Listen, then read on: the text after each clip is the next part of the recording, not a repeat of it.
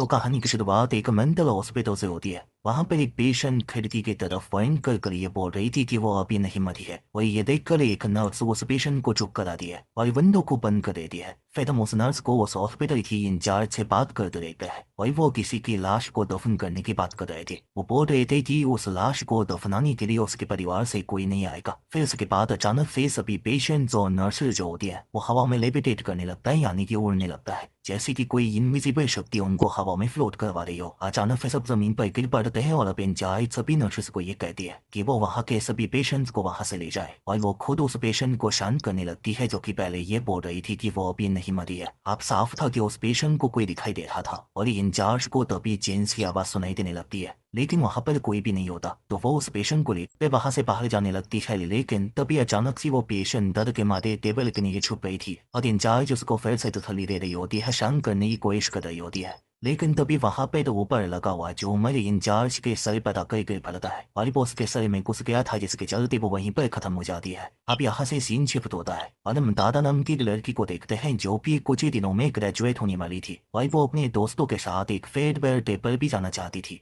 लेकिन उसकी माँ जो होती है वो उसे उस डे पर जाने के लिए अलाउ नहीं कर रही होती, क्योंकि असल में ग्रेजुएशन होने के बाद में दादा जो थी वो जकार्ता शहर में जॉब करने जाने वाली थी और वो अपनी माँ से मिलने के लिए बहुत ही कम आ सकती थी। तो उसकी माँ उसके साथ कोई दिन और बिताना चाहती थी, लेकिन दादा अगली ही सुबह चुपके से अपने घर से निकल जाती है और उसको लेने के लिए उसका बॉयफ्रेंड नोआ आया हुआ था। अब दादा और नोआ अपने फ्रेंड्स लादी, पांडू और निकी के साथ नोआ की बोट में बैठकर समुद्र में घूमे निकल पड़ता है। वो रास्ते में बहुत फन करते हैं, मस्ती करता है। अब जब सभी बैठकर बातें कर रहे होते हैं तो दादा बताती है कि उसको काफी डर है कि वो ग्रेजुएशन के बाद एक दूसरे से कभी नहीं मिल पाएंगे। फिर वहां पर उस बोट का कैप्टन जमाल आता है और वो नोआ को बताता है कि उन्हें 7 मिनट में वापस निकलना होगा, लेकिन निकी को अभी वहां पर और रुकना था। तो नोआ जाकर जमाल को कहता है कि वो आधा घंटा वहां पर और रुकेंगे और फिर वो वापस चले जाएंगे। अब जमाल भी इसके लिए मान गया था। अब दादा ये देखती है कि उसकी माँ को उसके बाहर निकलने के बाद में पता चल गया था और उनकी कई सारी मिस कॉल्स आ रखी थी और इसी वजह से दादा वो काफी बुरा लग रहा होता है। तो लाठी दादा से पूछती है कि क्या हुआ, तो दादा बताती है कि वो अपनी माँ को यहाँ पर बिना बताए आई है। अब हम ये देखते हैं कि बोर्ड के आसपास कहीं कुछ भी नहीं था, लेकिन अचानक से बोर्ड के चारों तरफ बहुत सारी फॉग अपीयर हो जाती है, यानी कि वहां पर बहुत सारी धुंध छा गई थी और जमाई और नोआ ये देखता है कि उनके ठीक सामने एक आइलैंड था। लेकिन इससे पहले जमाली बोर्ड को मुड़ पाता, वो बोर्ड उस आइलैंड के किनारे पर उतर जाती है और क्योंकि बोर्ड काफी तेजी से वहां पर जा रही थी तो बोर्ड किनारे से काफी ज्यादा ऊपर उठ गई थी। अब जमाली बाकी सबको आकर बताता है कि वो खुद बोर्ड को समुद्र में नहीं उतार सकता, तो उन्हें टाइड यानी कि लाइनों के हानि का इंतजार करना होगा। इसके अंदर 4 से 5 घंटे लग सकते हैं। लेकिन निकी जमाई पर गुस्सा करने लगती है क्योंकि निकी ने एक होटल के अंदर रिजर्वेशन कर रखी थी और वो होटल बहुत ही महंगा था और अगर वो लेट हो जाएंगे तो रिजर्वेशन कैंसिल हो जाएगी और रिफंड भी नहीं मिलेगा।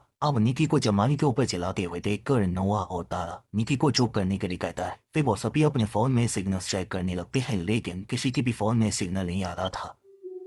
तो वो सभी बोर्ड से नीचे उतर जाते हैं और सिग्नल को चेक करते हैं, लेकिन तभी वहां पर उनको एक और बोर्ड दिखाई देती है। अब पहले तो उनको ऐसा लगता है कि शायद वो बोर्ड भी उनकी तरह ही किसी फंसे हुए व्यक्ति की होगी, लेकिन वो देखते हैं कि बोर्ड एक सप्लाई बोट होती है, यानी कि वहाँ आसपास कोई तो था, इसके लिए वो सप्लाई बोट वहां पर आई थी। अब वहीं पास में दादा को एक लेडी का शू मिलता है जिस पर खून लगा हुआ था और वहीं पास में एक और रिपोर्ट भी थी जिस पर SOS लिखा था, यानी कि हेल्प का मैसेज। और इस बात से साफ था कि वहां पर जो कोई भी था वो मदद मांग रहा था, क्योंकि असल में वो भी उस आइलैंड पर फंस गया होगा।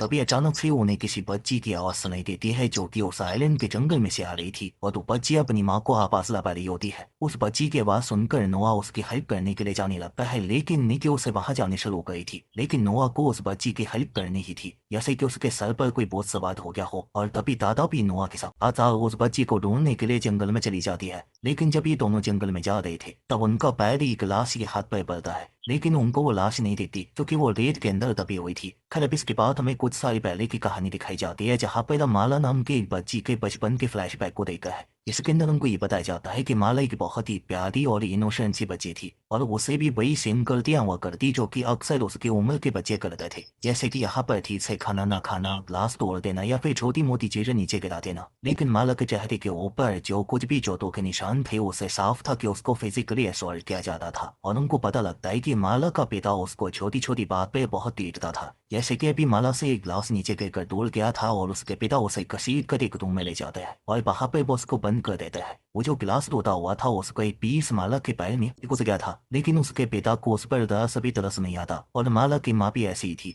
वो भी अपने हस्बैंड को रोकने के लिए कुछ नहीं करती थी। आई मीन जब आप बच्चों को संभाल नहीं सकते, उनका ध्यान नहीं रख सकते या फिर उनकी शरारत कुछ हिल नहीं सकते, तो आपको बच्चे पैदा भी नहीं करने चाहिए। एनीवेज के बाद प्रेजेंट डे में फिर से फिल्म आती है और दादा और नोआ को एक सेल फोन मिलता है जिसके अंदर अभी भी बैटरी बची हुई थी और वो काम कर रहा था। और ये जो फोन है ना, वो असल में उसी लाश का है जिसके ऊपर नोआ और दादा ने पैर रख दिया था। और क्योंकि वो फोन अभी काम कर रहा था, इसका मतलब ये था कि शायद वो व्यक्ति जिसकी लाश वहां पर थी वो शायद से कोई दिन पहले ही वहां पर आया होगा। मे बी वो सप्लाई वाली बोर्ड के अंदर हो सकता है कि वो भी वहां पर पता गया होगा। शायद से वो भी सप्लाईज कहीं और के लिए लेकर जा रहा था, लेकिन वो भी यहीं पर पहुंच गया और फंस गया। लेकिन वो यहाँ पर खत्म कैसे हुआ था इसके बारे में हमको कुछ भी बताया नहीं जाता। एनीवे सब दादा फिर नोआ से पूछती है कि वो बिना कुछ सोचे समझे उस आवाज को सुनकर जंगल में क्यों आ गया। तो नोआ बताता है कि वो ऐसा ही है और अगर किसी को भी हेल्प चाहिए होती है तो वो उसकी हेल्प करेगा, फिर चाहे कुछ भी हो जाए। खैर वो दोनों आगे बढ़ते रहते हैं और उन्हें बस उस बच्ची की आवाज सुनाई दे रही थी। उस आवाज का पीछा करते करते वो दोनों एक पार्क से गुजरते हैं जहाँ पर झूले लगे हुए थे। और नोआ और दादा के वहां से जाने के बाद में एक झूला अपने आप फैलने लगता है, यानी कि यहाँ पर कोई ना कोई शैतानी शक्ति तो थी। अब थोड़ा आगे जाकर उन दोनों को किसी के भागने की आवाज आती है जो कि उनके आसपास भाग गया था। फिर नोआ और दादा अलग अलग हो जाते हैं और उस बच्ची को ढूंढने लगते हैं। लेकिन दादा को एक पेड़ के पास किसी की लाश मिलती है जो कि सड़ गई थी और उस लाश को देखकर दादा बहुत चिल्लाती है। अब उसके चिल्लाने की आवाज बोर्ड के पास बैठी निकी, लाठी और पांडु भी सुन लेता है। अब ये तीनों ही काफी घबरा जाते हैं, तो पांडु, लाठी और निकी को वहीं रुकने के लिए कहकर कोई जंगल के अंदर नोआ और दादा की मदद करने निकल पड़ता है। उधर ये दोनों वापस बोर्ड की तरफ भागने लगते हैं, लेकिन नोआ और दादा जितनी बार भी बोर्ड की तरफ जाने की कोशिश करते वो वापस उसी लाश के पास आ रहे थे। और ऐसा बार बार हो रहा था जैसे कि वो किसी लूप में फंस गए हो। खैर वो दोनों वहां पर और भी लोगों की लाशों को देखते हैं और उनके लाशों को देखकर ऐसा लग रहा था कि वो कुछ महीने पुरानी थी, यानी कि यहाँ पर जो कोई आया करता वहीं पर फंस कर खत्म हो जाता था, यानी कि यहाँ से कभी कोई लौटता ही नहीं था। खैर फिर ये दोनों बोर्ड की तरफ जाने लगते हैं और दादा को कर दिया है कि ऊपर से उसके फेस पर कुछ गिर रहा था। फिर उधर हम जमाई को देखते हैं जो कि बोर्ड के रेडियो पर हल मांग रहा होता है और वो रेडियो के ऊपर एक शौकीन सी बात बताता है कि फॉग यानी कि धुंध के आने से पहले वो आइलैंड जो था वो जीपीएस पर डिटेक्ट हो ही नहीं रहा था।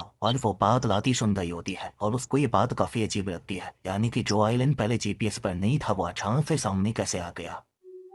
फिर उधर हम पांडु को देखते हैं जो कि नोआ और दादा को ढूंढता होता है और उसे भी उसी बच्ची की आवाज सुनाई दे रही थी। और फाइनली पांडु जो होता है वो नोआ और दादा को ढूंढ लेता है। वो दोनों पांडु को सही बात बताते हैं कि वो इस जंगल से बाहर नहीं निकल पा रहे और वहां पर ढेर सारी लाशें भी है। वो दोनों पांडु को दिखाते हैं कि पेड़ पर भी ढेर सारी लाशें लटकी हुई थी और उनको किसी ने ऊपर लटकाया था। और वो जो लाशें थी वो कुछ हफ्तों से लेकर कुछ महीनों तक पुरानी थी और उनमें से एक लाश का खून दादा के फेस पर गिर रहा था। अब पांडु जो होता है किसी नॉर्मल इंसान की तरह कहता है कि शायद ये सब किसी जानवर का काम होगा, लेकिन दादा कहते हैं कि कौन सा जानवर इतना समझदार होता है कि लोगों को मार कर पेड़ों पर टांग देता है। और अगर कोई जानवर किसी लाश के साथ इतना ऊपर चढ़ भी जाएगा जैसे कि बाघ वगैरह चढ़ जाता है, लेकिन वो उस लाश को खा लेंगे, ऐसे लटकाएंगे नहीं। खैर अब इसके बाद वो तीनों बोर्ड की तरफ जाने लगते हैं और उनको रास्ते में ही कंकाल मिलता है और वो कंकाल सालों पुराना था, यानी कि वहां पर जो कोई भी चीज थी वो सालों से उस आइलैंड पर फंसने वाले लोगों का शिकार कर रही है और उस आइलैंड पर लोग फंसते ही रहते थे। अब पांडु एक पेड़ के साथ कपड़ा बांध देता है और फिर वो तीनों आके फिर से बोर्ड की तरफ बढ़ने लगता है ताकि वो खो ना जाए। लेकिन चलते चलते अचानक से पांडु को ऐप हो गया था, लेकिन हम ये देखते हैं कि पांडु जो था वो नोआ और दादा के पास ही खड़ा हुआ था, लेकिन वो एक दूसरे को देख नहीं पा रहे थे। ऐसा लग रहा था कि किसी इनविजिबल शक्ति ने सामने कोई बहुत ही खतरनाक इनविजिबल बॉय लगा दी हो और पांडु दूसरी तरफ निकल पड़ता है और नोआ और दादा बोर्ड की तरफ जाने की कोशिश कर रहे थे, लेकिन वो फिर से वहीं पलाबे थे जहाँ पर पांडु ने उस पेड़ के साथ वो कपड़ा बांधा था। अब दादा बहुत पैनिक करने लगती है और उसको डाउट होने लगा था कि वो बच्ची भी असली थी या फिर नहीं, या फिर हो सकता है कि वो उस बच्ची का पोत होगा। और तभी दादा को वहां पर एक पेड़ लगा हुआ दिखाई देता है जिस पर एक किनारे की तरफ जाने की एक डायरेक्शन थी और दूसरी तरफ हॉस्पिटल जाने की। अब दूसरी और पांडु को भी उस बच्ची के पास सुनाई दे रही थी और दूसरे उस बच्ची के भागने की आवाज भी आ रही होती है। तभी जमाल एक फ्लेयर गन से आसमान में शूट करता है, लेकिन उसका कोई फायदा नहीं होता। तभी जमाल को बोर्ड के पीछे से कुछ आवाज सुनाई देती है, तो वो बोर्ड के पीछे जाकर चेक करता है और देखता है कि बोर्ड के प्रोपेलर में चेन फंसी हुई थी और वो उस चेन को खींचकर निकालने लगता है। लाठी और निकी वहीं पर खड़ी होती है और वो जमाल को प्रोपेलर में से चेन निकालते हुए देख रही थी, लेकिन अचानक से बॉल खुदने को शुरू हो जाती है, जिस वजह से चेन के साथ साथ जयमाली भी खिंच जाता है और प्रोपेलर में आने की वजह से जयमाली के टुकड़े टुकड़े हो गए थे। यानी कि साइलन ने अपना पहला शिकार चुन लिया था। अब ये सब देखकर निकी और लाती बहुत डर जाते हैं, साथ ही साथ उन दोनों की रूह कांप जाती है क्योंकि वो दोनों बोर्ड के ऊपर किसी को देख लेता है। यानी कि किसी ने ऐसा किया था, इंजन को स्टार्ट किया था। खैर दादा और नोआ बोर्ड के पास तो नहीं जा पा रहे थे, तो वो दोनों दूसरे डायरेक्शन में चलने लगता है। जैसे ये वो शक्ति चाहती थी कि ये दोनों हॉस्पिटल की तरफ आए और ऐसे ही वो दोनों एक पुराने मेंटल हॉस्पिटल में पहुंच गए थे और उस हॉस्पिटल के बाहर एक लाउड स्पीकर लगा था और हम किसी के पर्सपेक्टिव से नोआ और दादा को देखते हैं। यानी कि कोई तो शक्ति थी जो कि इन सबको देख रही थी। खैर हम पांडु को देखते हैं जैसे उस बच्ची की आवाज फिर से सुनाई दे रही होती है और तभी वो उस बच्ची को एक पेड़ के पास देखता है। यहाँ पर वो बच्ची बैठकर रो रही थी, लेकिन जैसे ही वो उस बच्ची के पास जाता है तो ये चेन अपने आप आकर पांडु के पैर में बंध जाती है और पांडु जो होता है वो उल्टा लटक जाता है। अब पांडु किसी तरह खुद को आजाद करता है और वो अपने सामने उस बच्ची को देखता है, लेकिन उसे जल्दी एहसास हो जाता है कि वो कोई बच्ची नहीं थी बल्कि एक लेडी का वो था जो कि उसकी तरफ क्रीपी वे में बिल्कुल जानवर जैसे गौर करते हुए आने लगी है और पांडु उसे बचकर भागने लगता है। तभी मेंटल हॉस्पिटल के अंदर नोआ और दादा को उस हॉस्पिटल की इंचार्ज का कंकाल मिलता है जिसके सर पर वो झूमर गिरा था। यानी कि वो बहुत साल पहले की बात थी और यही सीन हमको शुरुआत में दिखाया गया। वहां पर रखी कैलेंडर को देखने के बाद नोआ और दादा को पता चलता है कि वो हॉस्पिटल 2013 से खाली है, यानी कि पिछले 10 सालों से। और उन दोनों को वहां पर वॉल पर एक पिक्चर मिली थी जिसमें बहुत सारे मेंटल पेशेंट के साथ साथ उस हॉस्पिटल के डॉक्टर्स और नर्सेज भी थी। यानी कि जो हमको शुरुआत में हादसा दिखाया गया था वो पक्का 2013 का होगा और फिलहाल मूवी 2023 के या 24 के आसपास की चल रही है। फिर उस पिक्चर को देखने के बाद नोआ दादा को बताता है कि नोआ को उसके पिता ने यह बताया था कि इंडोनेशिया के अंदर ऐसे ढेर सारे आइलैंड हैं जो कि आज भी अनरजिस्टर्ड है और कई आइलैंड को तो अभी तक एक्सप्लोर भी नहीं करा गया है और ऐसे आइलैंड पर अनरजिस्टर्ड मेंटल इंस्टीट्यूट को खोला गया था। यहाँ पर असल में अमीर लोग तो अपने मेंटली अनस्टेबल बच्चों को या फिर रिश्तेदारों को भेजा करते थे और वो ऐसे अनरजिस्टर्ड मेंटल इंस्टीट्यूट में इसलिए अपने बच्चों और रिलेटिव्स को भेजते थे क्योंकि वो नहीं चाहते थे कि किसी को भी उनके बच्चों और रिलेटिव्स की मेंटल इंस्टेबिलिटी के बारे में पता चले। और नोआ के हिसाब से ये वाला मेंटल इंस्टीट्यूट भी उन्हें अनरजिस्टर्ड इंस्टीट्यूट में से एक होगा। अब दादा को वहां पर उस हॉस्पिटल का नक्शा मिलता है और वो नोआ को एक आइडिया देती है कि वो आध के रूम के अंदर जाएंगे और उस लाउड स्पीकर की हेल्प से पांडु को उस हॉस्पिटल तक बुलाकर लाएंगे और उससे पहले उन्हें जनरेटर रूम के अंदर जाकर जनरेटर को शुरू करना था क्योंकि यहाँ पर इलेक्ट्रिसिटी नहीं थी। इसलिए दादा उस मैप की फोटो अपने फोन में खींच लेती है। अब ये दोनों ही जनरेटर रूम के अंदर जाने लगता है और उस लेडी का पोडियम को लगातार फॉलो कर रहा था और उसके रिफ्लेक्शन हम शीशे में साफ देख पाते हैं। कई तभी हम लाती और निकी को देखते हैं जो कि डर के मारे जंगल के अंदर आ गई थी और उनको पांडु की आवाज सुनाई दे रही थी, लेकिन वो श्योर नहीं होती कि वो पांडु है या फिर नहीं। तो वो दोनों अपने फोन की लाइट बंद कर वहीं पर बैठ जाती है कि तभी उन दोनों को जेंट्स की आवाज आ रही थी। उधर नोआ और दादा को आरकई रूम मिल जाता है और वो जनरेटर रूम की तरफ जाने लगता है, लेकिन रास्ते में उनको एक रूम देखता है जिसके अंदर वो किसी को देखते हैं जो कि अपने बिस्तर पर लेट गया था। और जब वो दोनों उस रूम के अंदर जाते हैं तो हम उन दोनों के पीछे उसी लेडी के बोध को देखता है। खैर जब नोआ और दादा उस बेड के पास आते हैं तो उस बेड पर बस एक पिलो था जिसको देखकर वो शॉक्ड हो गए थे। उनको कुछ भी समझ में नहीं आता था कि उन्होंने क्या देखा। अब जब वो दोनों उस रूम को चेक करता है तो वहां पर हर तरफ वॉल पर ढेर सारी ड्राइंग बनी हुई थी। खैर इसके बाद हम माला का एक और फ्लैशबैक देखता है। स्वीट माला अपने पिता के ऑफिस में वॉल्स के ऊपर ड्राइंग्स को काट कर चिपका रही थी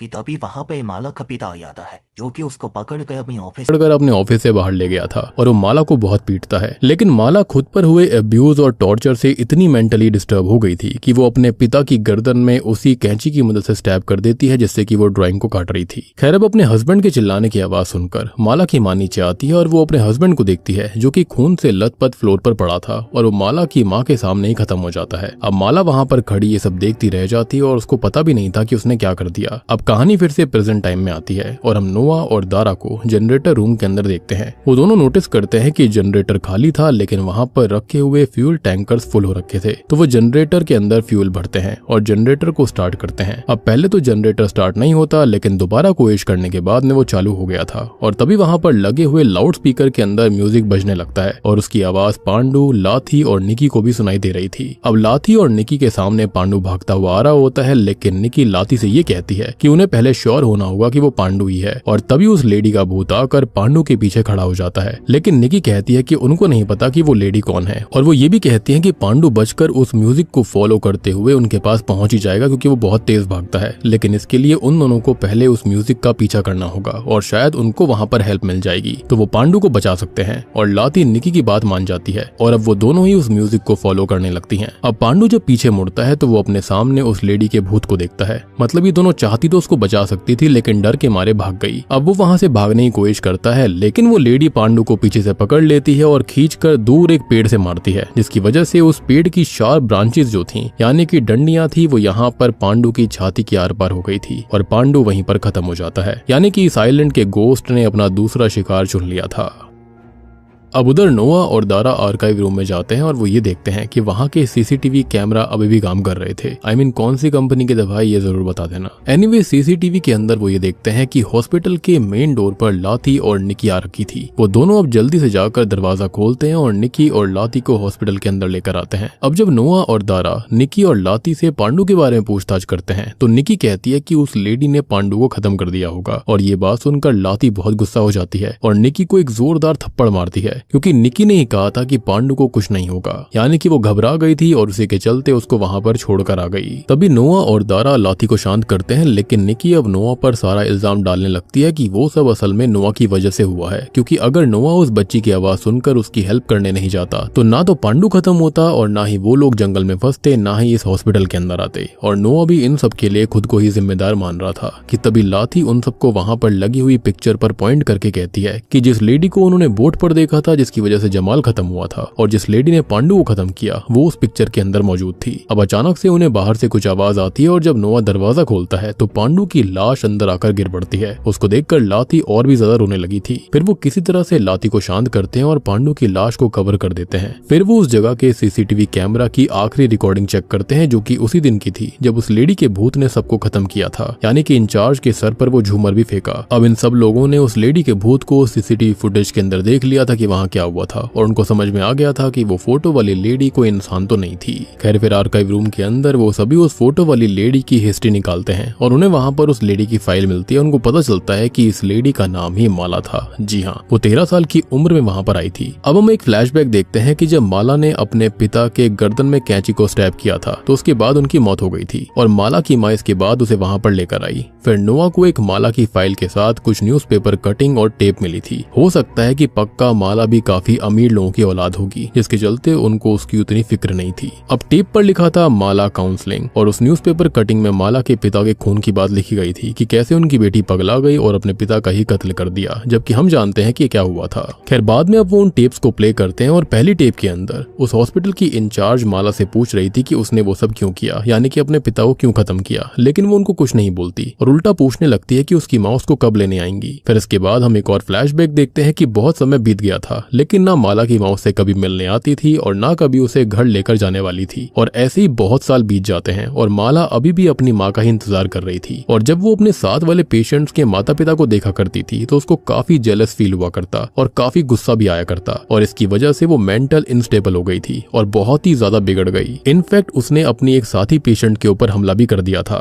फिर दूसरा टेप प्ले करने पर दिखाया जाता है कि इंचार्ज ये पूछ रही होती है कि माला ने उस पेशेंट के ऊपर हमला क्यों किया, तो माला कहती है कि उसकी माँ उससे मिलने क्यों नहीं आती और वो कब घर जाएगी। तो इंचार्ज साफ कह देती है कि उसकी माँ उसको कभी लेने नहीं आने वाली, लेकिन माला कहती है कि उसके पास एक तरीका है, अगर वो खत्म हो जाती है तो उसकी माँ उसको दफन करने जरूर आएगी। अब ये बात सुनकर इंचार्ज ऑर्डर देती है कि माला को चेन करके रखा जाए ताकि वो खुद को भी हर्ट ना करे और किसी और को भी नहीं। लेकिन माला ने इंचार्ज को साफ बोला था कि अगर वो कभी मरी तो बस माला की माँ ही उसको दफन करेगी। फिर एक रात जब नर्सेस माला को चेन से बांध कर गई थी तो माला खुद के ही हाथ की चेन का लॉक तोड़ देती है और फिर अपने हाथ की चेन से खुद का ही गला घोट कर खुद को खत्म कर लेती है। अब वो फुटेज देखकर वो सभी बहुत दुखी हो जाते हैं, खासकर दारा, और वो बताती है कि माला की माँ इविल थी और वो माला को कभी वापस लेने आने ही नहीं वाली थी और माला ने इसी उम्मीद में अपनी जान दे दी कि उसकी माँ उसके फ्यूनरल में तो जरूर आएंगी। और मूवी की शुरुआत में इंचार्ज माला की ही बॉडी को दफन करने की बात कर रहे थे और पेशेंट वहाँ पर साफ साफ बोल रही थी कि वो अभी मरी नहीं है, यानी कि पक्का वो उसकी स्पिरिट को देख रही होगी और इसकी वजह से ही माला की स्पिरिट बहुत ही ज्यादा बदले वाली और वेंजफुल बन गई थी, क्योंकि उसकी आखिरी इच्छा यही थी कि उसकी माँ के अलावा उसे कोई भी दफन नहीं करेगा। यानी कि इंचार्ज और नर्सिस ने जैसे ही उसकी बॉडी को दफन करने की कोशिश करी होगी, उसकी स्पिरिट ने सबको खत्म कर दिया। अब बात रही उस बोट की जिसके ऊपर बहुत सारी सप्लाईज थी, तो हो सकता है कि जो रेत के अंदर दफन बॉडी थी वो भी पक्का उसी की हो सकती है। मतलब सिंपल सी बात समझो, इस आइलैंड के ऊपर जितनी भी लाशें थी उन सबको खत्म किया था माला ने। खैर अब दारा ये बोलने लगती है कि अगर उन्हें वहां से जिंदा जाना है तो उनको माला की लाश को दफन करना होगा, और इसलिए नोआ और दारा मॉर्चुरी में माला की लाश को ढूंढने निकल पड़ते हैं। बात रही निकी और लाती की, तो वो जनरेटर रूम के अंदर से शवल लेने चले गए थे। अब नोआ और दारा को माला की लाश मिल जाती है और लाती जनरेटर रूम के अंदर शवल ढूंढ रही थी और निकी बाहर पहरा दे रही थी। अब तभी दारा और नोआ माला की लाश के साथ वहां आते हैं और वो निकी को शवल लेकर जल्दी से जल्दी बाहर आने के लिए कहते हैं। अब लाती को अंदर शवल नहीं मिल रहा था, तो निकी खुद अंदर जाकर शवल ढूंढती है और शवल उठाकर रूम से बाहर आ जाती है। लेकिन तभी रूम के दरवाजे अपने आप बंद हो गए थे और लाती रूम के अंदर ही ट्रैप हो जाती है। वहां पर माला की स्पिरिट आ गई थी और वो लाती के फोरहेड में गार्डनिंग सीजर घुसाकर लाती को दरवाजे में ही पिन कर देती है, जो कि बहुत ही खतरनाक था। यानी कि तीसरा सैक्रिफाइस इस आइलैंड को मिल गया था। अब लाती की ऐसी हालत देखकर निकी बहुत डर जाती है और वो वहां से भागने की कोशिश करती है, लेकिन माला की स्पिरिट वहां पर भी आ गई थी। वो निकी को खींचकर अपने साथ ले जाती है और उसको एक रूम के अंदर ही बंद कर देती है। फिर जब बहुत वक्त तक निकी और लाती बाहर नहीं आते, तो नोआ और दारा अंदर आते हैं और वो दोनों ही लाती की लाश को देखकर बहुत टूट गए थे। लेकिन वो एक दूसरे को संभालते हैं और जल्दी से शवल उठाकर बाहर निकल जाते हैं और माला की लाश को दफन करने लगते हैं। उधर अंदर निकी उठकर बाहर निकलने की कोशिश कर रही थी, लेकिन सभी दरवाजे लॉक्ड हो रखे थे और तभी वहां पर माला की स्पिरिट आती है। तो निकी जल्दी से वहां पर रखे हुए सिलेंडर्स के वाल्व्स को खोल देती है, जिस वजह से वहां पर गैस भरने लगी थी। अब यहाँ पर निकी अपना लाइटर निकालकर इस पूरे हॉस्पिटल को ही उड़ाने वाली होती है, लेकिन तभी माला की स्पिरिट जो होती है वो अपनी चेन्स की मदद से निकी को रोक लेती है और वो चेन्स को माला के फेस के अराउंड लपेट देती है और निकी का जबड़ा अलग कर देती है। यानी कि इस आइलैंड ने चौथा शिकार चुन लिया था। अब बाहर जैसे ही नोआ और दारा माला की बॉडी को दफन करते हैं, तो हॉस्पिटल के दरवाजे और खिड़कियां खुद पे खुद खुल गई थी और उन दोनों को ऐसा लगता है कि शायद सब ठीक हो गया। लेकिन तभी माला नोआ को खींचकर अंदर ले जाती है और सभी दरवाजे और विंडो लॉक कर देती है। अब तभी दारा खिड़की से ये देखती है कि माला की स्पिरिट ने निकी को तो खत्म कर दिया था, तो वो उसकी स्पिरिट को समझाने लगती है कि उसे पता है कि माला को अपनी माँ के बिना कैसा फील होता है। सेम वैसी ही फीलिंग दारा को भी होती है, क्योंकि वो अपनी माँ से मिलना चाहती है, जो कि उसका घर पर इंतजार कर रही है। अब यहाँ पर माला की स्पिरिट का गुस्सा कुछ पल के लिए शांत हो गया था और इसी का फायदा उठाकर नोआ चालाकी दिखाता है और निकी का लाइटर उठाकर आग जला देता है, जिस वजह से वहाँ एक बहुत बड़ा ब्लास्ट हुआ था और दारा दूर जाकर गिर पड़ती है। और वियर्ड बात ये थी कि इन लोगों ने ऐसा सोच भी कैसे लिया कि स्पिरिट जो है वो यहाँ पर इस ब्लास्ट से खत्म हो सकती है। एनीवेज फिर हम ये देखते हैं कि जमाल ने जो रेडियो पर मैसेज भेजा था वो एक फिशरमैन ने सुन लिया था और वो दारा और उसके माता पिता के दोस्तों के साथ में उस आइलैंड के ऊपर पहुंच गई थी, क्योंकि वहां पर ढेर सारी लाशें थी, तो पुलिस को भी वहां पर आना पड़ता है। पुलिस ऑफिसर अपने साथियों से बात कर रहा था कि वो आइलैंड 10 साल पहले अचानक से गायब हो गया था। यानी कि इससे पहले वो आइलैंड जीपीएस पर ट्रैक होता था और वहां पर ये मेंटल हॉस्पिटल जो था वहां पर पेशेंट भी आया करते, वहां पर लोग सप्लाईज भी देकर जाया करते थे। यानी कि पहले वो हॉन्टेड नहीं था। लेकिन जब माला वहां पर खत्म हुई, उसकी स्पिरिट ने वहां पर कब्जा कर लिया था। उसके बाद से ही ये उसका पर्सनल घर हो गया। वो जब मर्जी चाहती थी अपने शिकार को यहाँ पर बुला लिया करती थी और जब मर्जी चाहती आइलैंड वहां पर अचानक से आ जाया करता था। बेसिकली अलग ही दुनिया के अंदर वो पोर्टल बन गया था एक तरह का। और वहां पर जो लाशें हैं वो भी उन लोगों की है जो कि वहां से बचकर कभी निकल नहीं पाए। यानी कि लाशें वहां पर 13 साल पुरानी से लेकर रिसेंट कुछ दिनों तक की भी हो सकती हैं। फिर इसके बाद हम दारा के पॉइंट ऑफ व्यू से कहानी देखते हैं कि जब वो होश में आती है तो उसके सामने उसकी माँ थी और आधा हॉस्पिटल ब्लास्ट में खत्म हो गया था। अब सीन कुछ दिन बाद शिफ्ट होता है और टीवी पर खबर चल रही थी उन सब के बारे में जो कि उस आइलैंड पर हुआ और उन सबको लोग सुपरनैचुरल और पैरानॉर्मल घटनाओं से जोड़ रहे थे, जो कि बिल्कुल इंडोनेशिया के अंदर हुआ भी था और ये खबरों के अंदर भी आया था। यानी कि ये रियल स्टोरी पर आधारित कहानी बनाई गई है। हो सकता है कि कैरेक्टर्स के नाम बदल दिए गए हैं, लेकिन कहानी बिल्कुल असल थी। अब दारा को यहाँ पर मिरेकल सर्वाइवर बताया जा रहा था, यानी कि यहाँ पर नोआ भी नहीं बच पाया। खैर हम देखते हैं कि दारा की माँ उसके लिए खाना लेकर आती है और दारा ये देखकर बहुत इमोशनल हो गई थी और अपनी माँ को गले लगाकर वो रोने लगती है और कहती है कि वो उसे दोबारा कभी छोड़कर ना जाए। अब दारा की मॉम वहां से चली जाती है और जब वो दरवाजा बंद करती है तो शॉकिंगली दरवाजे के ऊपर सेम वैसी ही ड्राइंग्स को दिखाया जाता है जैसी हॉस्पिटल के अंदर माला के रूम में थी और दारा भी सेम वैसी ड्राइंग बना रही होती है। यानी कि शॉकिंगली दारा की बॉडी के अंदर अब माला की स्पिरिट थी और हम देख पाते हैं कि यहाँ पर वो हमेशा रहने वाली है और माला की स्पिरिट को हमेशा से माँ चाहिए थी, जो कि उसको दारा की माँ के रूप में मिल गई और उसको यहाँ पर दारा की बॉडी के अंदर रहने का मौका मिल गया था। यानी कि वो आज तक हमेशा से ऐसी ही लड़की को ढूंढ रही थी जिसके जरिए वो इस आइलैंड से बाहर निकल पाए। और जब दारा ने अपनी माँ का जिक्र किया तो माला की स्पिरिट ने प्लान बनाया कि वो दारा की बॉडी में छुप जाएगी और उसके बाद में वो यहाँ से बाहर निकल सकती है और माँ का प्यार पा सकती है। और बूम, इसी के साथ में ये मूवी यहीं पर खत्म हो जाती है। तो दोस्तों ये थी द गोस्ट आइलैंड यानी कि पुलाव हंतु फिल्म की कहानी। उम्मीद करता हूँ कि आपको ये Indonesian real ghost island film पसंद आई होगी। असल में माला को शांति तभी मिलने वाली थी अगर माला की माँ उसको दफन कर देती, लेकिन प्रोबेबली उसकी माँ बुढ़ापे से खत्म हो गई होगी और जैसा वो उसके साथ बर्ताव करती थी या फिर उसका पिता भी उसके साथ बर्ताव करता था तो प्रोबेबली वो उसको भूल भी गई होगी, उसको याद भी नहीं होगा कि उसकी कोई बेटी भी है। तो यहाँ पर देखा जाए तो कभी भी माला की आत्मा को शांति मिलने ही नहीं वाली थी। लेकिन जब उसने दारा से उसकी माँ के बारे में सुना तो उसने उसी पल दारा की बॉडी को पजस करने का सोच लिया और फिर उसने वहाँ के सिग्नल्स को फिर से स्टार्ट कर दिया और उस आइलैंड को भी बाकी लोगों के लिए विजिबल कर दिया था ताकि यहाँ पर जब सिग्नल आने लगे थे तो जमाल का मैसेज एक फिशरमैन तक पहुंच गया और वो उस मैसेज की लोकेशन को फॉलो करते हुए उस आइलैंड तक पहुंच गए थे और दारा को बचा लिया गया। यानी कि माला के स्पिरिट ने ये सब दारा के लिए नहीं किया था बल्कि खुद के लिए किया था और अब माला को माँ का वो प्यार दारा की माँ से मिलेगा जो कि उसे कभी अपनी सगी माँ से नहीं मिल पाया। लेकिन क्योंकि माला उस हॉस्पिटल में रहकर पूरी तरह पागल सी हो गई थी तो पॉसिबिलिटी ये भी है कि उसकी स्पिरिट में भी मेंटल इंस्टेबिलिटी होगी और वो दारा की माँ को आगे चलकर हर्ट भी कर सकती है इन केस अगर वो उसको किसी चीज के लिए रोकती टोकती है या फिर कुछ और बोलती है। ऑब्वियस सी बात है कि दारा की माँ को कुछ ही समय में समझ आ जाएगा कि ये उसकी बेटी नहीं है क्योंकि उसकी हरकतें डिफरेंट होंगी। सो माइट भी यहाँ पर हो सकता है कि जो माला की स्पिरिट है वो दारा के अंदर रहकर अपनी ही माँ को खत्म कर दे और उसके बाद में फिर दुनिया भर के अंदर तबाही भी वो मचा सकती है। तो उम्मीद करता हूँ कि आपको ये फिल्म पसंद आई होगी, कॉन्सेप्ट समझ में आ गया होगा। सारी की सारी बातें मैंने आपको ऑलरेडी समझा दी हैं, सारी की सारी बातें बता दी हैं और रिसेंटली मैंने एक बहुत ही बेहतरीन फिल्म को एक्सप्लेन किया है जो कि one of the best body horror film है जिसका नाम है अफेक्शन। इनकेस आपने मिस कर दिया है भाई साहब जाकर देख लेना, उसका लिंक आपको नीचे डिस्क्रिप्शन पिन्ड कमेंट में मिल जाएगा, कमेंट सेक्शन जरूर चेक करना। साथ ही साथ Devil's Market real Indonesian horror भी एक्सप्लेन करी गई है, उसको भी जरूर देखिएगा। तो मैं आप सबको मिलता हूँ अगली वीडियो के साथ में, तब तक के लिए